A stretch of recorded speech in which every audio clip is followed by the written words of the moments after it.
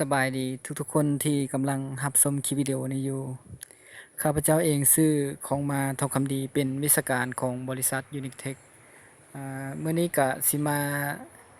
แนะนำวิธีการนำใช้ซอฟต์แวร์ Landstar เวอร์ชัน7เพื่อเซตอัพเบสและก็โรเวอร์ในโหมดexternal radio หรือว่าโหมดแฝงใหญ่เนาะซึ่งสำหรับขั้นตอนต่างๆแม่นให้ปฏิบัติตามคลิปวิดีโอนี้เลยเนาะก่อนอื่นหมดเนาะให้เปิดซอฟต์แวร์ Landstar เวอร์ชัน7ขึ้นมาก่อนเนาะ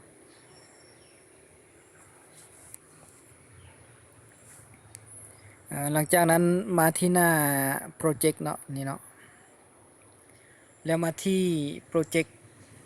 นี่เนาะด้านเจถึงซ้ายเนาะคลิกเข้าไปเลยหลังจากนั้นมาคลิก New เนาะเพื่อสร้างโปรเจกต์ใหม่คลิก Confirm Yes ที่โปรเจกต์ Name เนาะให้ใส่ชื่อของโปรเจกต์เนาะตัวอย่างข้าพเจ้าสิใส่เป็น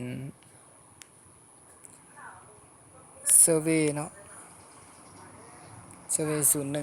01และด้านลุ่มเนาะเธอให้ใส่เป็นชื่อนักสำรวจก็ได้เนาะ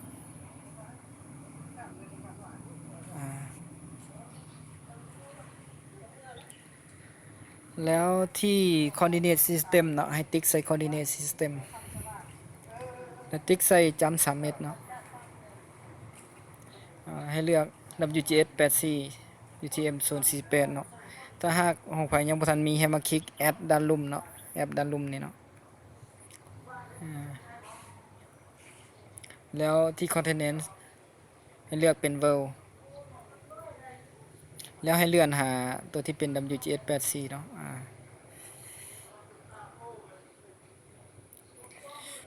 หลังจากนั้นคลิก select เนาะ select ด้านเจลุ่มเบื้องซ้ายเนาะนี่เนาะ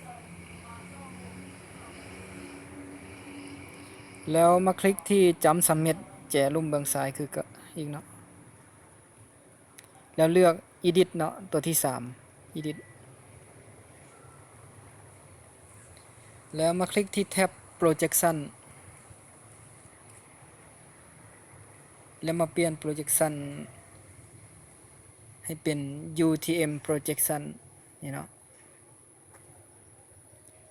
แล้วที่โซนเนาะเขียนคำว่าโซนเลข50นี่ให้เปลี่ยนเป็น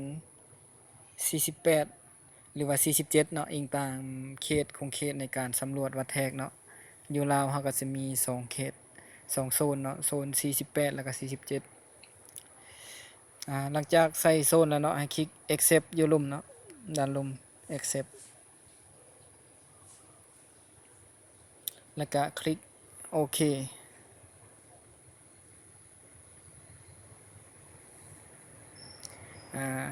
ถือว่าสำเร็จเนาะขั้นตอนในการสร้างโปรเจกต์ต่อไปสิเป็นขั้นตอนในการเชื่อมต่อคอนโทรลเลอร์เข้าไปหาหัวเบสและก็หัวโรเวอร์เนาะให้มาที่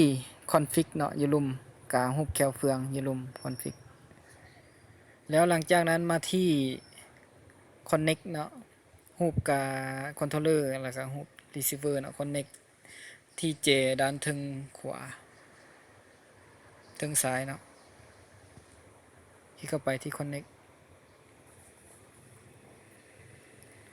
แล้วที่เมนู picture ให้เป็น chc แล้วก็ device type ให้เป็น x91 บวก /x900 บวกเนาะconnection type ให้เป็น bluetooth แล้วหลังจากนั้นเนาะให้มาคลิกที่กาไอคอน bluetooth อยู่ด้านขวามือ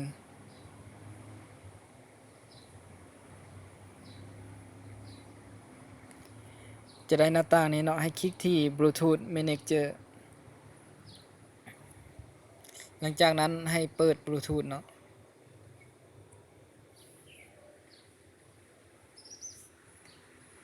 รอถ้าคอนโทรลเลอร์ของเรากำลังค้นหาพอร์ตบลูทูธของเบสและของโรเวอร์เนาะค้นหาเห็นแล้วทั้ง2อันเนาะให้เราเชื่อมต่อไว้เนาะทั้งเชื่อมต่อไว้ทั้ง2อันเบสหรือโรเวอร์ก่อนอันใดก่อนก็ได้เนาะอาจจะขึ้นหน้าต่างนี้เนาะ ให้เอาใส่ passcode เป็น1234ตกลงแล้วก็อันที่2ก็เพิ่มมาอีกใส่1234เนาะหลังจากเฮาเชื่อมต่อไว้ทั้ง2อันแล้วให้คลิกปุ่ม back เนาะหรือว่าปุ่มกลับคืนในคอนโทรลเลอร์ของเฮาแล้วจะได้หน้าต่างนี้เนาะหลังจากนั้นเนาะให้เฮาคลิกเลือกพอร์ตบลูทูธของเบสเนาะหมายเลข serial number ของเบสเนาะ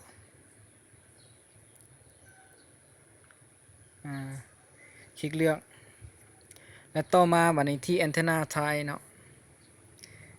antenna type ให้เฮามาคลิกที่กายคอน antenna รูป antenna อยู่ใต้กายคอนบลูทูธเนาะ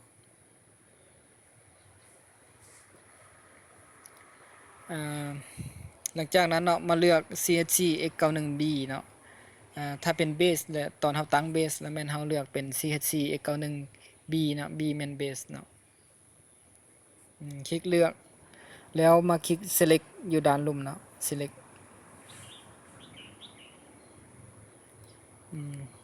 แล้วก็ที่ auto connect นะให้เป็น no เนาะปิดไว้หลังจากนั้นมาคลิก connect อยู่ด้านลุ่มของเบื้องขวามือเนาะเจด้านลุ่มเบื้องขวามือตัวนี้เนาะ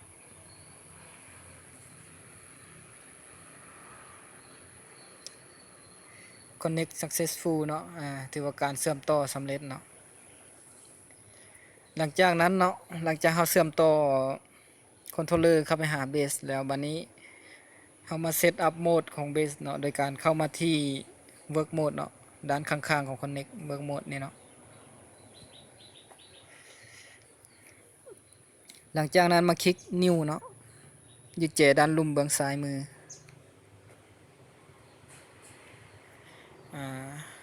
ที่ RTK เนาะให้เป็น yes เนาะ work mode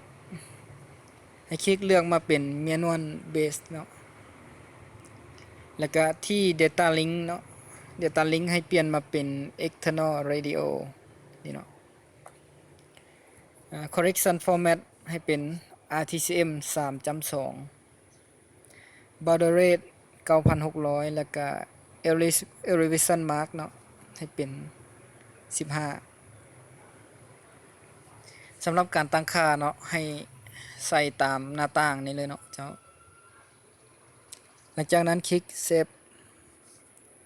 แล้วตั้งชื่อ work mode ของเราไว้เนาะสิใส่ชื่อเป็น external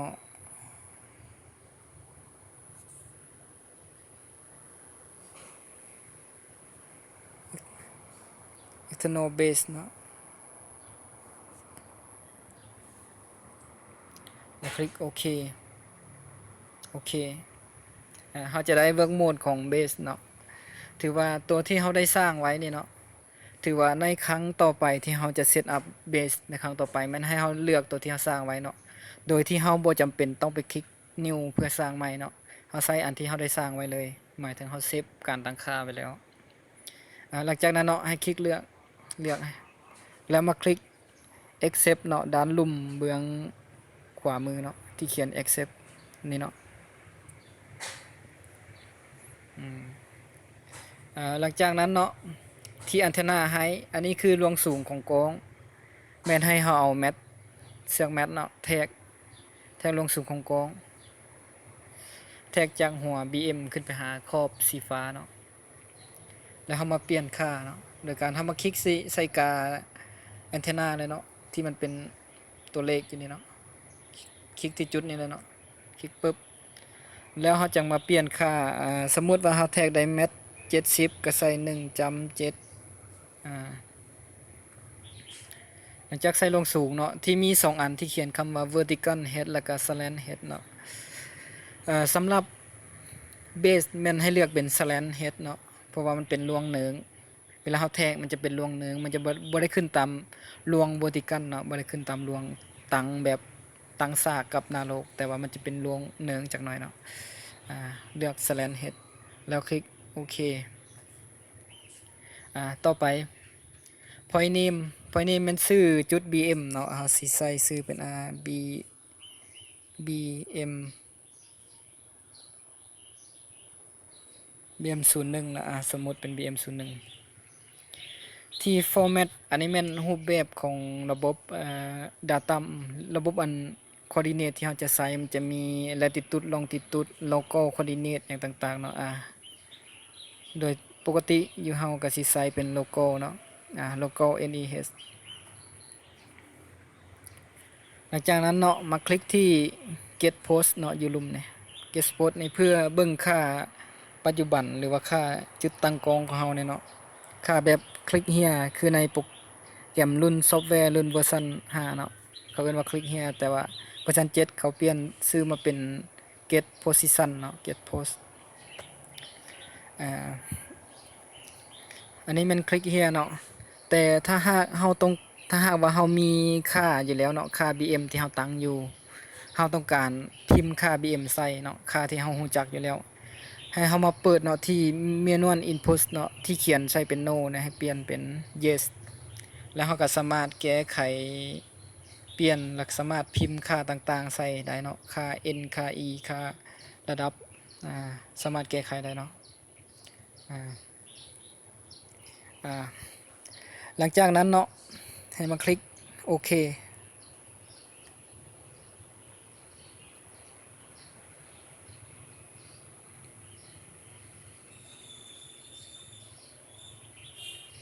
จะขึ้นหน้าตั้ง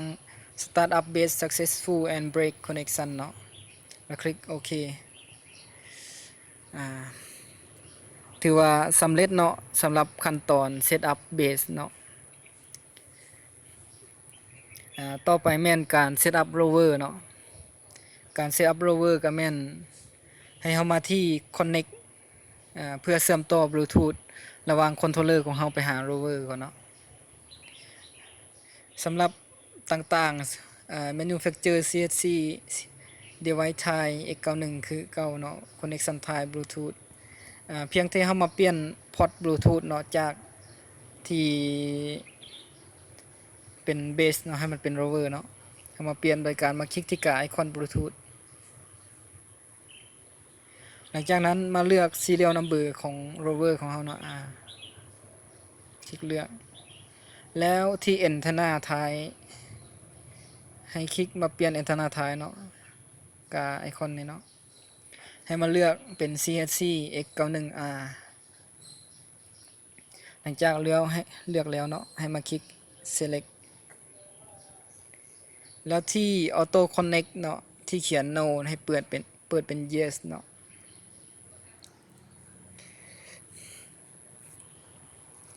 หลังจากนั้นมาคลิก connect อยู่ด้านแจลุ่มเบื้องขวามือเนาะ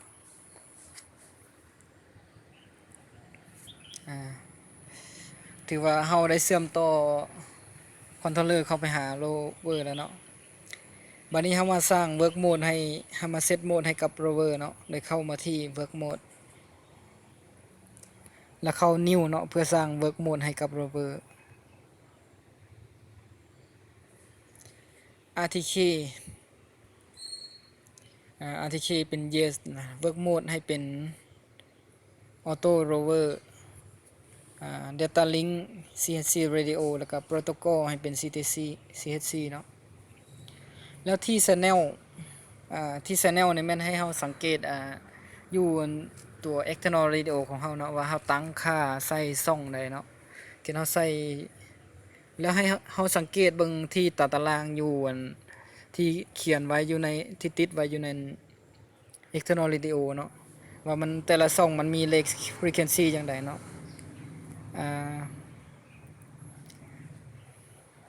สมมุติว่าในช่องของ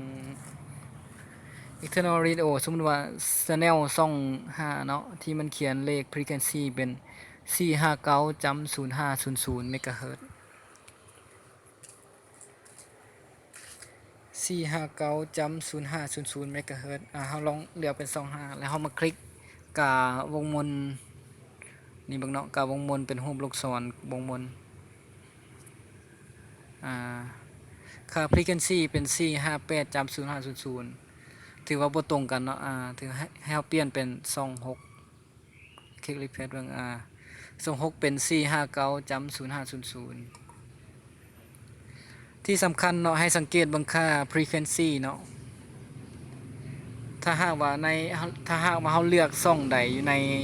หัว DL6 หัว external ของเฮานี่เนาะถ้าเฮาเลือกช่องใดให้เฮาสังเกตเบิ่งตารางเลข frequency ถ้าเลขแนวใดแล้วเฮามาตั้งอยู่ rover ให้ตรงกันเนาะ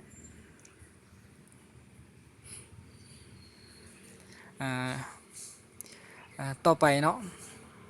ที่ borrow rate ให้เป็น 9,600 แล้วก็ที่ elevation mark เนาะให้เป็น15p drop เป็น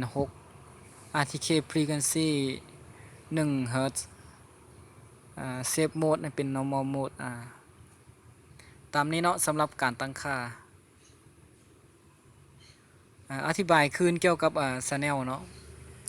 ถ้าหากว่าเฮากำหนดช่องอยู่อัน DL6 ของเฮาเป็นช่อง5เนาะใน channel ให้เป็นช่อง6เนาะเพราะว่าอาจจะเป็นนำเฟิร์มแวร์เขาเจ้าเซตติ้งมาแบบ channel มันบ่แมทกันเนาะบ่ตรงกันchannel ของ DL6 เป็นช่อง5แต่ว่าค่า frequency มาตรงกันกับช่อง6ของ Landstar เนาะก็บ่เป็นหยังเนาะให้เข้าใจว่าในให้ค่า frequency ในระหว่างตัว external radio หรือว่า DL6 ของเฮานี่กับตัว Landstar เนาะให้ค่ามันตรงกันที่เฮาจะเซตใส่ rover ให้มันตรงกันเนาะสำนั้นก็ได้แล้วเนาะหลังจากนั้นคลิก save แล้วมาตั้งชื่อ work mode เนาะให้กับ rover สิใส่เป็น external rover แล้วคลิกโอเคโอเคเราจะได้ work mode ของ rover เนาะแล้วคลิกเลือก work mode rover แล้วเรามาคลิก accept แล้วคลิก yes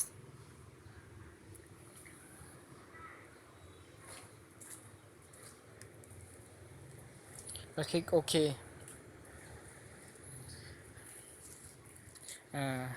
ถือว่าสำเร็จเนาะขั้นตอนในการเซตอัพ rover บัดนี้เรามาลองจับจุดเบิ่งจัก2-3 จุดเนาะเข้ามาที่ survey อยู่ลุมเนาะ PT survey สิใส่ชื่อจุดเนาะสิใส่เป็นA1 สำหรับล่วงสูงของลักโป้นเนาะซึ่งว่าเฮาทอดขึ้นลักสูงล่วงสูงของลักโป้นขึ้นหลายบันไดเนาะถ้าเฮาดึงขึ้น2เมตรหรือว่าเมตร80ให้เฮามาเปลี่ยนอยู่ที่แอนเทนาจุดนี้เนาะที่เขียนแอนเทนาเมตร80เฮาเปลี่ยนสมมุติเฮาใส่2เมตรก็ใส่2แต่สำหรับลักโป้นเนาะมันเป็นแนวแกนตั้งให้เฮาเลือกเป็น vertical hedge เนาะจะต่างกันกับตัวเบสเนาะเบสเพราะว่าเฮาใส่แมทแท็กให้เลือกเป็น slant แต่ว่าถ้าเป็น rover ให้เลือก vertical hedge เนาะอันนี้แม่นล่วงสูงของลักโป้นเนาะหลังจากนั้นคลิกโอเคแล้วมาคลิกจับจุดเลยเนาะอยู่แจด้านลุ่มเบื้องขวามือ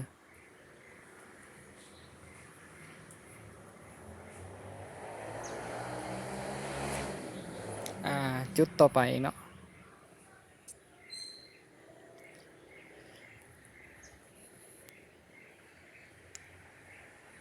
เอาอีกจากจุดหนึ่งเนาะ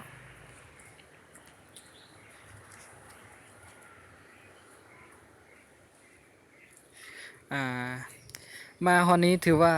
สิ้นสุดเนาะสำหรับขั้นตอนในการเซตอัพเบสและก็ rover โดยนำใช้ซอฟต์แวร์ Landstar เวอร์ชัน7เนาะถ้ามีอย่างเพิ่มเติมก็สามารถสอบถามหรือว่าติดต่อมาทางเบอร์ของทางเทคนิคซัพพอร์ตของทางบริษัทเฮาเนาะจะขอขอบใจเนาะ